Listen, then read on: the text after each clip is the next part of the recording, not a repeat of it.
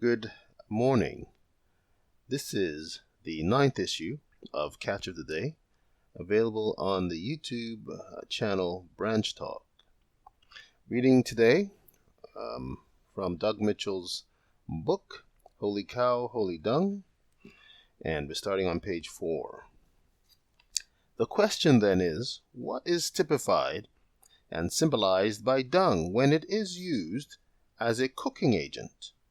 In Ezekiel's prophecy, the dung that cometh out of a man has a very negative connotation, while cow's dung has a more positive significance. That is, though it is not as clean burning as wood or coal, it has been and continues to be used for cooking among the poorer peoples of the world, or where wood is scarce, and was given to Ezekiel because of his desire not to defile himself.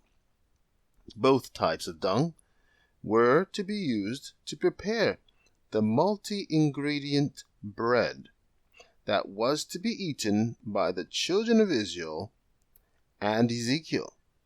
As the dung is symbolical, then the bread also must be symbolical, and as we shall see, Ezekiel himself is also symbolical.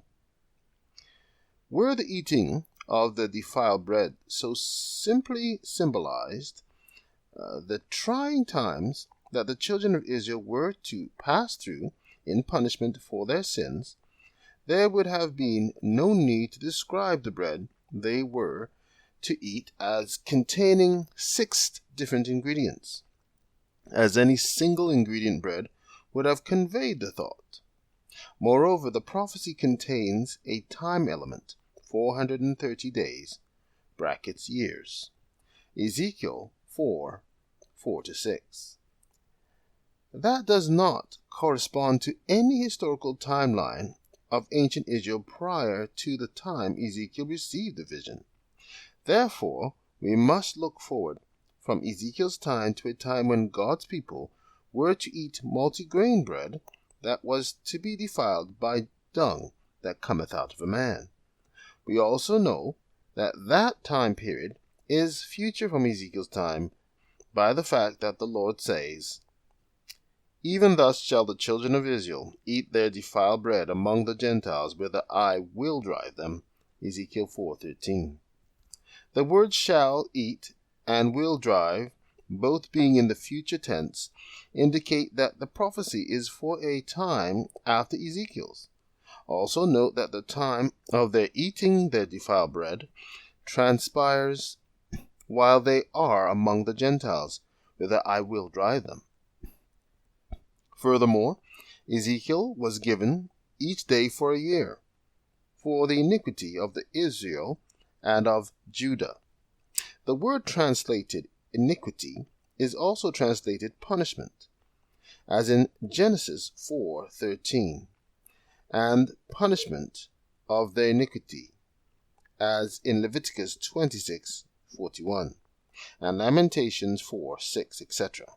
Therefore, the time period doesn't represent the time period of Israel and Judah's iniquity, but rather the length of time of their punishment for their iniquity.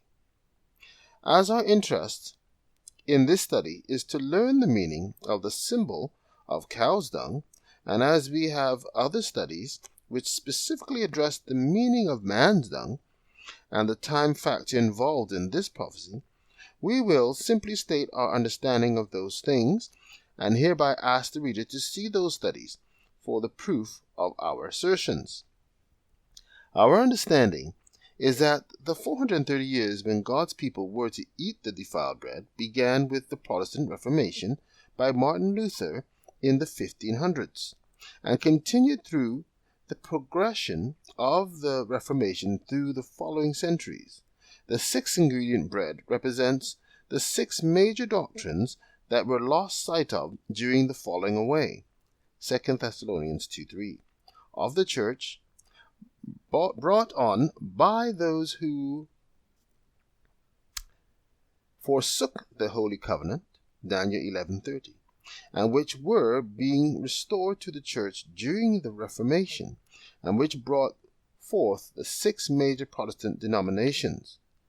That the bread was baked on the dung that cometh out of a man is symbolic of the fact that those doctrines, bread ingredients, were polluted by man's private additions, omissions, perversions, and misapplications, wasteful, unclean things, by uninspired men who preach from the pulpits on these subjects. Those 6 ingredients and doctrines and denominations they represent are as follows. 1. Wheat, the doctrine of faith that made the Lutheran denomination. 2. Barley, the doctrine of spirit that made the Presbyterian denomination. 3. Beans, the doctrine of grace that made the Methodist denomination. 4. Lentils, the doctrine of baptism that made the Baptist denomination. 5. Millet, the doctrine of the second advent of Christ that made the first-day Adventists. 6. Fitches, spelt, the doctrine of the cleansing of the sanctuary, along with the seventh-day Sabbath that made the Seventh-day Adventists. For proof on these statements, see Shepherd's Rod Volume 1, page 114-120, Timely Greetings, Volume 2, number 39, Shepherd's Rod Volume 1, tract, page 74 to 87. Check those things out. Good day.